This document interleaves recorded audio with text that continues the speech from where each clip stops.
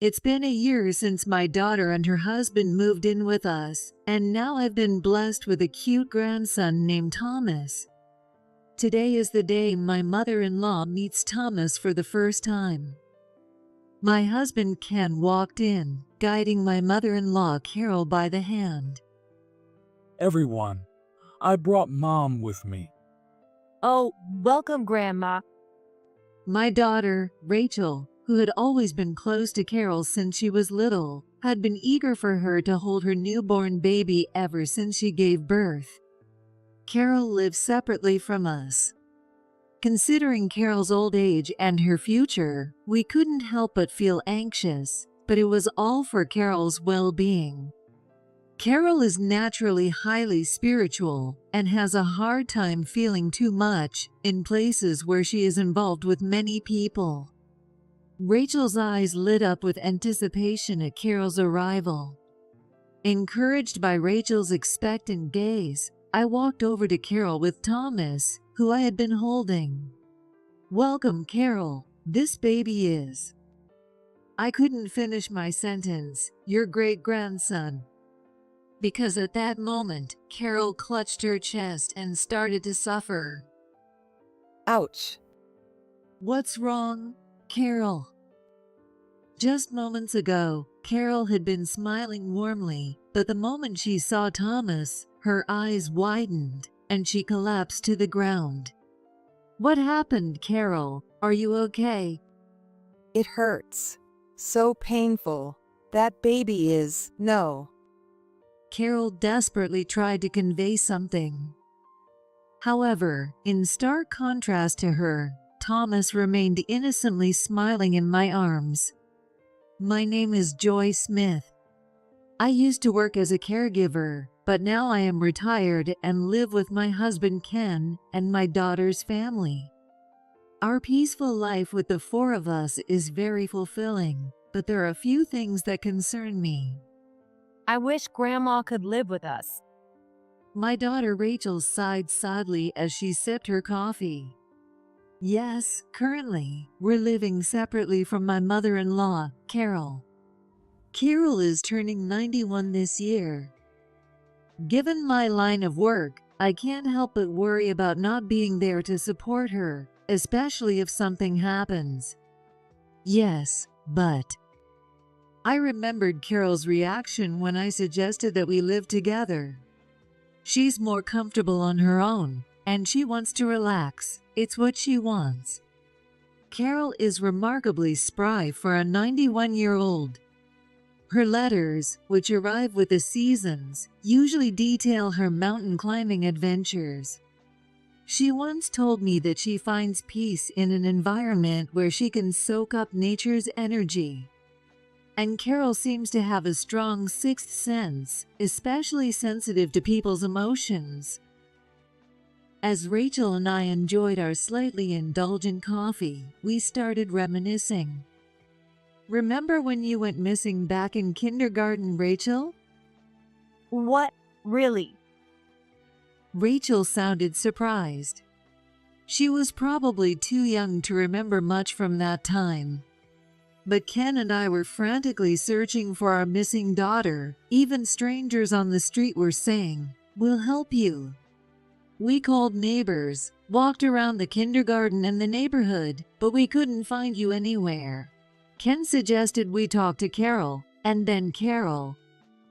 This was over 10 years ago, so Carol was even more energetic back then. When we consulted her, she said, "That's terrible," and quietly closed her eyes. I wondered what she was doing, but felt an atmosphere that told me not to interrupt, so I stayed silent. A few seconds later, Carol clutched her chest in pain, as if she could feel it herself, and said, She's in a dark place. It's lonely and very painful. When we searched the dark places like Carol suggested, we found Rachel stuck in a hole by the embankment, unable to move because you'd twisted your ankle. No way. I don't remember any of that. Afterward, when we asked Carol how she knew, she just said, "I could feel Rachel's fear." As I finished the story, Ken, who had been silently reading the newspaper, looked up and smiled nostalgically. Yeah, I remember that happening. She must have an inspiration. Grandma's amazing. Ken had told me about Carol's inspiration, but I didn't believe it until that incident. I always thought such things were just fiction. But Carol's behavior at that time was genuinely uncanny, and since then, I've come to accept the strange things she says.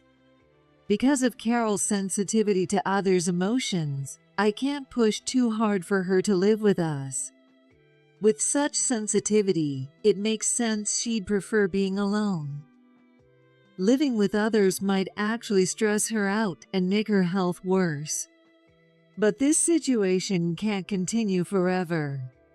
I sighed deeply, pondering what to do. And that wasn't my only worry. Since Rachel and her husband Sean got married and moved in with us a year ago, our front door has been repeatedly vandalized with spray paint. Another graffiti. One day, when I stepped outside to weed the flower bed, I saw bright green graffiti on the front door.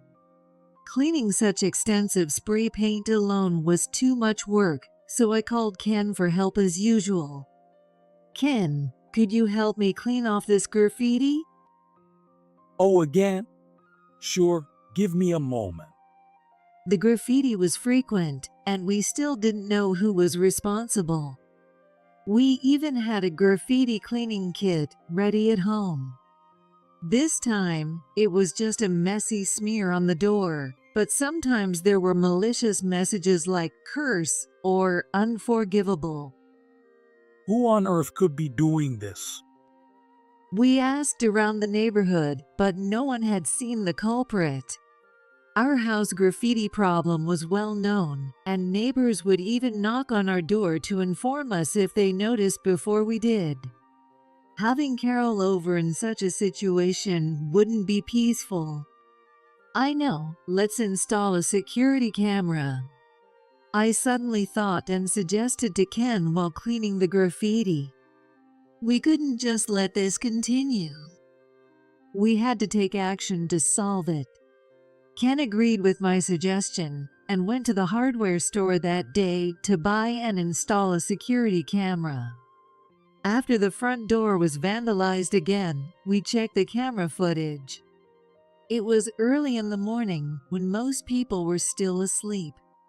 The camera showed a man in black clothes covering his entire body. Is that guy? Do you know him? Because of the mask and hat, his face was hard to make out, but he was clearly not someone we knew. Yet, I saw Rachel's face turn pale. When I asked if she recognized him, she nodded. I think so. I think it's John, a classmate from my college. He confessed to me before I started dating Sean. I turned him down, but he kept stalking me afterward. I see. Remembering that time, Rachel began to tremble slightly. Hearing the story, Sean looked grim but gently patted Rachel's back in support. It seems the graffiti culprit's unrequited love for Rachel had turned into hatred, leading to these actions. I don't know what exactly happened between them, but Rachel isn't the type to play with people's emotions. The sharpness in his eyes, filled with madness and hatred, sent chills down my spine even through the video. Ken must have felt the same, as he spoke sternly.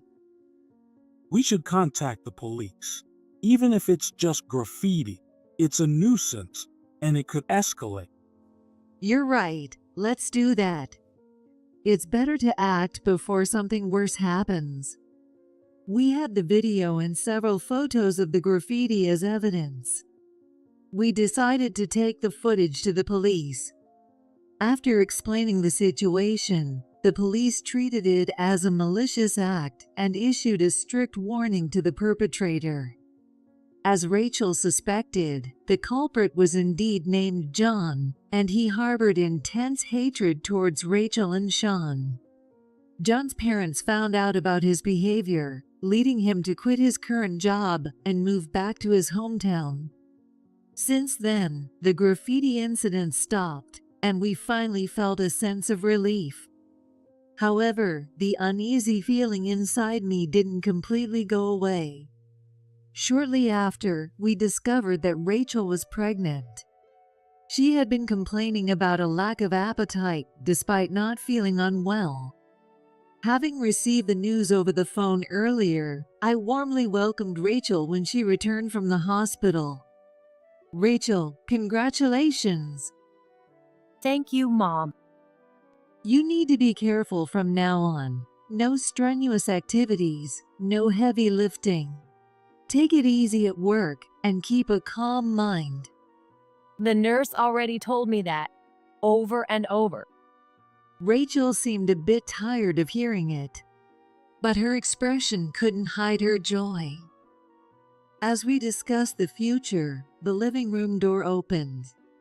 I looked up to see Ken, who had been outside, returning home. Rachel, don't hesitate to ask for help if you need anything. Ken said this cheerfully, having overheard our conversation from outside the room. And next to him stood Carol, with a joyful smile on her face. I had asked Ken to go and pick her up. Congratulations, Rachel. Grandma. When I called Carol in my excitement, she was thrilled and said she definitely wanted to visit. Her enthusiasm was clear even over the phone, which made me happy too, so I asked Ken to bring her over. Carol grasped Rachel's hands tightly, tears welling up in her eyes. You'll face tough times ahead, but a lovely baby will be born. I'm so excited. Living long enough to see my great-grandchild's face is such a blessing. Encouraged by Carol's words, Rachel nodded happily. A cute baby, that's wonderful. Is that also your inspiration? Oh, it's not my inspiration. Just a little dream of a great-grandma. When I asked, Carol winked playfully. Yes, you're right. Any baby would be adorable.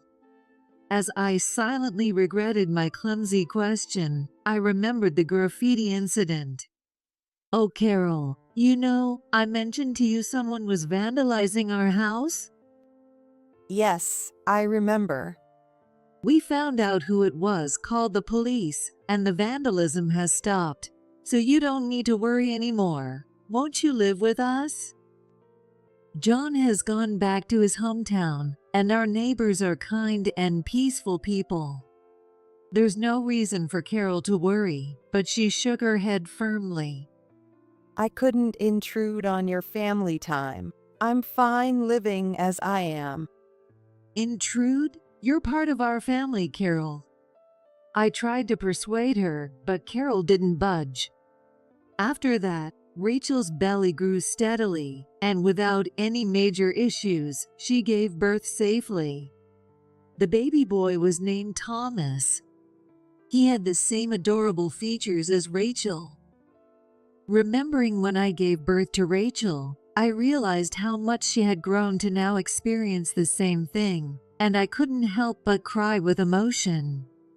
Rachel was eager to show Thomas to Carol right away, but I advised her not to overexert herself just after giving birth, so the visit was set for a month later. Thomas is so cute. Peekaboo. When I played with him, Thomas laughed innocently. Today is the day Thomas meets Carol for the first time. To help Rachel, who had returned home from the hospital, I tried to assist with childcare as much as possible. Above all, the fact that I had a grandchild made me incredibly happy. Thomas already loves his grandmom so much. I hope so. Thinking that I had finally become a grandmother filled me with deep emotion. While talking with Rachel and playing with Thomas, Ken returned with Carol. I brought Mom with me. Oh, welcome, Grandma. Rachel had wanted Carol to hold Thomas since the day he was born. When Carol finally arrived, Rachel's eyes sparkled with excitement. Encouraged by Rachel's expectant look, I approached Carol with Thomas in my arms. "Carol, this is your great-grandson." I couldn't finish the sentence. "Thomas?" Because at that moment, Carol clutched her chest and started to suffer. Ouch. "Carol." Just moments before, Carol had been smiling warmly, but the instant she saw Thomas, her eyes widened and she collapsed. "What's wrong, Carol? Are you okay?" Ouch. It's painful.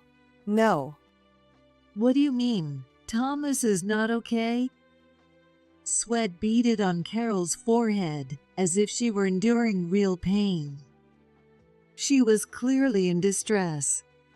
Wondering what was happening, I looked at Thomas in my arms. He was just laughing innocently, amused by the adult's panic. We tried to comfort Carol by rubbing her back and helping her sit down, but her color didn't improve. I told Rachel, who looked worried, to wait, and I guided Carol to another room where she seemed to calm down a bit. I'm sorry. Can I go home? Please don't misunderstand. It's not Thomas's fault. "I understand. I'll take you home."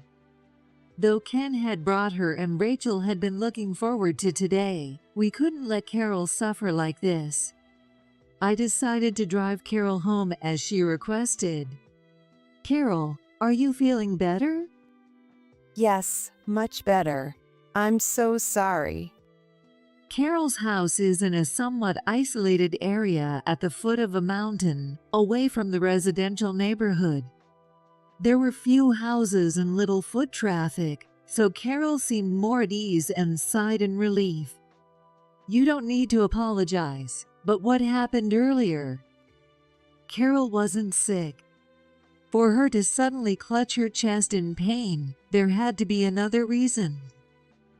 I offered her some warm tea to help her relax and asked. But Carol seemed reluctant to recall the moment. She lowered her eyes and hesitated to speak. Well, when I looked at that baby, I felt a terrible sensation. A terrible sensation? Seeing Carol in such pain gave me a very bad feeling. It was the same feeling I had when we discovered the graffiti culprit, a lingering unease in my heart. The terrible sensation Carol describes must be due to her inspiration. If that inspiration reacted as soon as she saw Thomas. I tried to keep calm and immediately called Ken. "Hey Ken, can you and Sean check around the house?" What happened? He was probably reading the newspaper. Ken's voice sounded surprised at my sudden request. "I think there might be a suspicious person around. I have a really bad feeling." Got it. We'll check it out. Ken had experienced Carol's inspiration since he was a child, so he probably felt the same way I did. Understanding my concern, he quickly called Sean, told Rachel to stay inside, and went outside. As I heard the front door open over the phone, my heart started pounding uncontrollably. I'll call if anything happens. Ken said as he tried to hang up. But the next moment, I heard Ken's shout echo through the phone. Hey, what are you doing there? I heard Ken's footsteps running, followed by angry shouts as he and Sean confronted someone. Then, the unpleasant sound of metal clashing. How dare you? Rachel, you betrayed me and had a baby. Don't think you'll be the only one happy. The voice I heard was not Ken's usual calm tone, but a man's voice filled with hatred and malice. "Ken, what's happening, Ken?" I clung to the phone desperately, but the noise made it hard to understand what was going on. After the tumultuous sounds, the other end of the phone finally went quiet. While I was on the phone with Ken from Carol's house, Ken had seen John hiding in the shadows of our home. John had been carrying multiple knives. It's obvious what he intended to do. Fueled by anger, Ken and Sean confronted John, who was about to go on a rampage. Luckily, Sean had experience in judo, and they managed to capture John without anyone getting hurt. The police were called immediately, and John was arrested. As he was being taken away, he directed his anger at Rachel, shouting, "It's all your fault, Rachel. You traitor." This confirmed that John harbored resentment towards Rachel. Thanks to Carol, thank you so much. If you hadn't noticed, who knows what could have happened. After the incident settled, I visited Carol's house again. This time, Rachel and Thomas were safe, thanks to Carol's abilities. The pain Carol felt at that time was the intense hatred directed at Thomas from John. When I brought her a gift and bowed my head in thanks, Carol, as humble as ever, shrugged and said, "You're exaggerating." I didn't do anything. It was you, Joy, who took action, and everyone else who helped catch the culprit. No, that's not true. If you're thanking everyone, then you should include yourself too, Carol. I was truly relieved that everything turned out okay. The thought of something happening to newborn Thomas or Rachel, struggling with her first-time motherhood, was terrifying. We comforted each other and felt a sense of relief wash over us. But one day, when the incident seemed to be behind us, the doorbell rang ominously. Yes, who is it? Given the recent events, I thought it might be the police or mailman, so I opened the front door without much thought. I regretted it immediately. Hello, we're John's parents. Is this Rachel's home? A couple I didn't recognize stood there, wearing unsettling smiles. John. We deeply apologize for the trouble our son has caused. John was the man who had tried to harm Rachel and Thomas. Why were his parents here at our house? How did they even know our address? A cold chill ran down my spine. We came to apologize directly to Rachel and Thomas. May we come in? What were these people talking about? We wanted nothing more to do with anything related to the culprit, and it seemed unnatural for them to come to our house just to apologize. The incident had only just happened. Wouldn't such matters usually be handled through lawyers or the police? There was no way I could let these two meet Rachel and Thomas. I'm sorry, but my daughter is deeply traumatized. I can't let her meet with you in such a state. Please leave. Please, we only want to apologize. John's mother leaned in, placing her hand on the front door I was about to close. Her serene smile only made me feel more uneasy. No, thank you. Your apology means nothing. If you truly care about my daughter, please stay away from her forever. When I responded firmly, John's mother widened her eyes in shock. Then, she suddenly let out a piercing scream that could probably be heard by the neighbors. Oh my, I knew I wasn't wrong.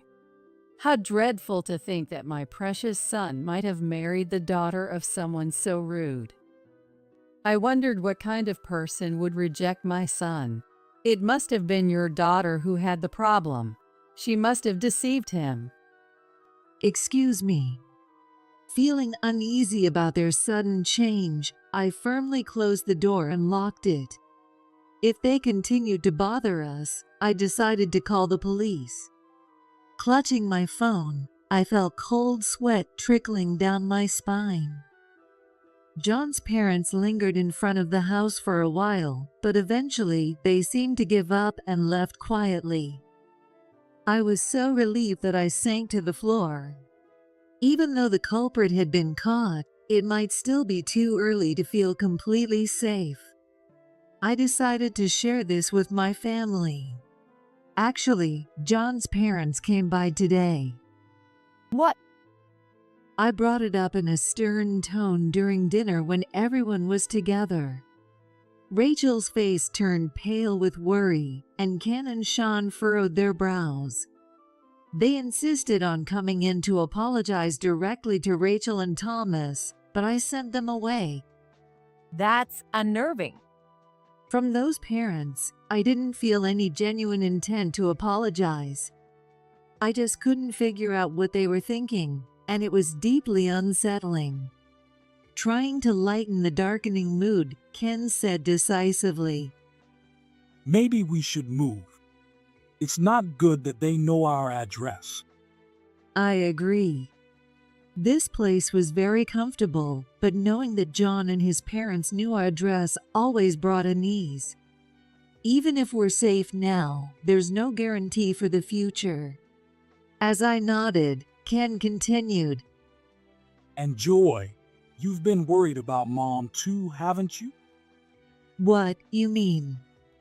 Ken winked, as if he understood everything I'd been concerned about. This trait reminded me a lot of Carol. Carol, why don't you live with us? After we successfully moved, I visited Carol's house again. The house was very quiet and ideal for spending one's later years alone, but it seemed a bit too lonely to me. Our new place is in a nature-rich area, and I think you'll like it, Carol. Besides, through this incident, I realized something. I had always thought I needed to support Carol. I saw her as someone I needed to care for. But it's not just that. Our family can help each other no matter the differences in our roles.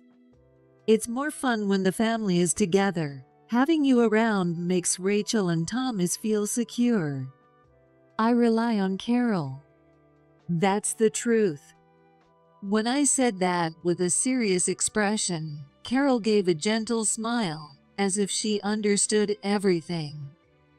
Joy, you're stubborn. So are you, aren't you?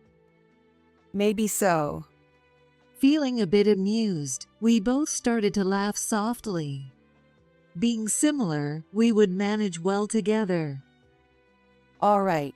Taking care of my great-grandchild might not be so bad. And so, the series of events came to a close, and Carol moved in with us.